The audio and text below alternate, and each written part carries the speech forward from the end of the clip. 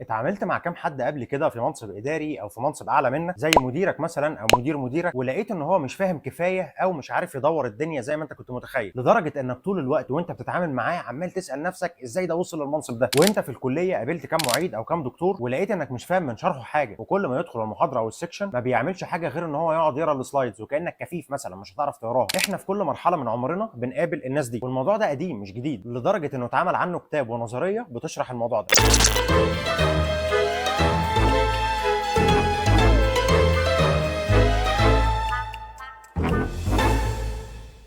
في 1968 عالم الاجتماع لورنس جي بيتر نشر كتاب اسمه بيترز برنسبل، وبدا كتابه بان هو بيقول لك ان كل موظف بيفضل يتدرج في الهرم الوظيفي لغايه ما بيوصل لمستوى من عدم الكفاءه. يعني ببساطه الموظف بيفضل يترقى لغايه ما بيوصل لترقيه اعلى من مستواه الحقيقي او اعلى من كفاءته، وغالبا هي دي الترقيه اللي لما بيوصل عندها بيبقى خلص خلاص انتهى. ناس كتير بعد ما الكتاب والنظريه دي اتعملوا ايدوا النظريه دي وقالوا فعلا صح، وناس قالوا لا النظريه دي غلط. وعلى الجانبين من الرايين دول في تجارب كتير اتعملت، ولكن اغلبها رجحت فكره ان النظريه دي صح فعلا، واثبتت فعلا ان في موظفين كتير بيترقوا مش بيبقوا كفء للترقيه دي او على المستوى اللي مطلوب فيها. وفي تجارب تانية برضو اتعملت قالت لا ان في موظفين كتير برضو بتترقى وبتبقى مناسبه للترقيه دي وبتبقى كفء فيها. طب ليه ده بيحصل وازاي بيحصل؟ الموضوع بيبتدي بالسيكونس او التسلسل اللي الشركات بتقرر ان هي ترقي حد على اساسه، سواء بالاقدميه او قد ايه هو ناجح في مكانه الحالي او باللايك وديسلايك. في مدير بيحب الموظف بتاعه او في مدير ما بيشكرش في الموظف بتاعه. يعني مثلا في شركات المبيعات في مندوب مبيعات شاطر عفريت بيعرف يجيب الاتشيفمنت بتاعه او التارجت بتاعه مش 100% بس 150%، ومش سنه واحده كذا سنه ورا بعض، ولان هو اعلى مبيعات في التيم بتاعه وبالتالي هو اشطر واحد في التيم بتاعه، فالشركه خدت قرار ان هي ترقيه وعملت له زي اسسمنت او انترفيو اسئله كلها متعلقه بالمبيعات، وعشان هو شاطر في المبيعات فنجح فيها وترقى وبقى هو التيم ليدر وماسك بتاع 7 8 تحتيه. يعني شغله دلوقتي ما بقاش مبيعات او سيلز زي ما كان، ولكن هو شغله دلوقتي اكتر منه اداري، وطبعا ده جوب ديسكريبشن مختلف تماما عن اللي هو كان فيه. وهوب لما اترقى ابتدت الشكاوي بقى تكتر من التيم بتاعه، وابتدت الارقام بتاعه التيم ده تقع، وابتدى صاحبنا ده يعطل وييأس ومش عارف ايه السبب. وده ببساطه لانه مش معنى ان هو عنده مهارات بيع ممتازه ان هو يبقى عنده هذا القدر من المهارات الاداريه الممتازه برضه. دي نقره ودي نقره، وده اللي اتجرب فعلا على ارض الواقع من سنه 2005 ل 2011. مجموعه من الباحثين من جامعه مينيسوتا حللوا اداء 53 الف موظف مبيعات في اكتر من 214 شركه، وفي خلال الفتره دي من 2005 ل 2011 رقوا فيهم 1500 موظف من مندوب مبيعات لمدير مبيعات. وكانت نتائج الدراسه دي ان هم لقوا ان اشطر مندوبين مبيعات اترقوا هم للاسف كانوا اكتر مديرين ادائهم ضعيف، وده لان اغلبهم ما كانش عنده مهاره القياده والاداره. ووصلت الدراسه دي لنتيجه ان افضل العاملين ليسوا دائما افضل المديرين. ده مش معناه ان كل الناس الشاطره او اللي بتترقى مش بتبقى مناسبه للمنصب الجديد ده، لا، بس كل انسان ليه حدود بيوصل لها. وصلت لها بقى وانت مدير، وصلت لها وانت مدير مجموعه من المديرين، وصلت لها وانت عضو مجلس اداره، ففي الاخر يو هاف ليميت، هتفضل تكبر لحد ما توصل للليميتس دي. فالجزء المهم بقى في الكلام النهارده لما توصل للليميتس دي المفروض تعمل ايه؟ اول حاجه واهم حاجه انك تبقى صريح مع نفسك وتبقى عارف قدراتك اخرها فين، وده اللي هيخليك عارف انت محتاج ايه في المرحله الجايه. انت مش محتاج ترقيه، انت محتاج انك تبقى مؤهل للترقيه دي وعندك ما يكفي وما يلزم من المهارات والامكانيات انك تبقى في المكان ده. تاني حاجه وهي الاصعب وهي انك تتواضع شويه. معلش انا عارف الموضوع صعب بس حاول، وهقول لك هو ليه صعب. لانه ببساطه انت جاي من مكان انت كنت اشطر واحد فيه، بدليل ان انت اللي واقع عليك الاختيار انك تترقى دونا عن كل الناس اللي معاك. فلما وصلت للمنصب ده واكتشفت مع الوقت انك مش مؤهل ليه كفايه، فانك تعترف بده وتطلب المساعده اكيد ده شيء صعب، بس صدقني لو ما عملتش كده هيبقى ده اخرك ومش هتعرف تعالج الموقف. فلما تتواضع شويه وتعرف ان في حاجات ناقصاك لسه، تقدر تختار شخص يبقى منتور ليك او قائد ليك عنده ما ينقصك من الخبره والمهاره اللي انت محتاجها في المرحله اللي انت فيها دلوقتي، وبالوقت هتقدر تتعلمها وتكتسبها منه. طيب ده دور الشخص تجاه نفسه لما يلاقي نفسه وصل لمرحله من عدم الكفاءه زي اللي قاله دكتور بيت. طيب ايه بقى دور الشركات او المنظمات؟ اول حاجه ان اختيار المديرين او الترقيات يبقى العامل الاساسي والاهم فيه هو مدى مناسبه الشخص ده للدور اللي هيترقى عليه. ده طبعا بجانب شطارته في المكان اللي هو فيه دلوقتي، لكن ما يبقاش العامل الاساسي هو مدى شطارته في المكان اللي هو فيه دلوقتي. تاني حاجه وهو يبقى تقييم المديرين عن طريق الناس اللي هم شغالين معاه، عشان الشركه او المؤسسه مع الوقت تبقى عارفه ايه نقاط الضعف او نقاط عدم الكفاءه اللي عند الراجل ده، وبالتالي يقدروا يطوروها عنده. ثالث حاجه ان الشركه او المؤسسه تخلي فيه مسارات كتيره للترقيه او للمكافاه، وبكده يبقوا الموظفين عندهم فرص ان هم يكبروا ويتطوروا واحده واحده لغايه ما يوصلوا يوصلوا للكفاءه المطلوبه، زي مثلا مندوب المبيعات اللي بيترقى ويبقى سينيور وبعدها يبقى ديبتي مانجر او نائب المدير بتاعه، وده ممكن يحل محل المدير بتاعه في الاجازات او في الاوقات اللي المدير مشغول فيها. وبكده مع الوقت هيفضل يتعلم المهارات المطلوبه للمكان ده بحيث ان هو يبقى مؤهل لما المكان ده يفتح ويقدر يترقى عليه بكفاءه. ولو ده مش موجود او في ناس مش قادره ان هي تطور نفسها كفايه لغايه ما توصل للترقيه دي، فممكن يبقى في نظام مكافآت زي زياده في المرتب او الحوافز مثلا، وبكده تفضل تبقى قادر محافظ على مهارتهم وكفاءتهم في الشغل بدون ما يحبطوا مع الوقت ان هم مش قادرين يوصلوا لمكان اعلى من اللي هم فيه. فبعد كده لما تلاقي نفسك بتتعامل مع حد اعلى منك في الهرم الوظيفي مش بالقدر الكافي من الكفاءه المطلوبه منه دلوقتي، افتكر بيترز برنسبل وابتدي اشتغل على نفسك كويس من دلوقتي عشان ما تبقاش زيه في يوم من الايام.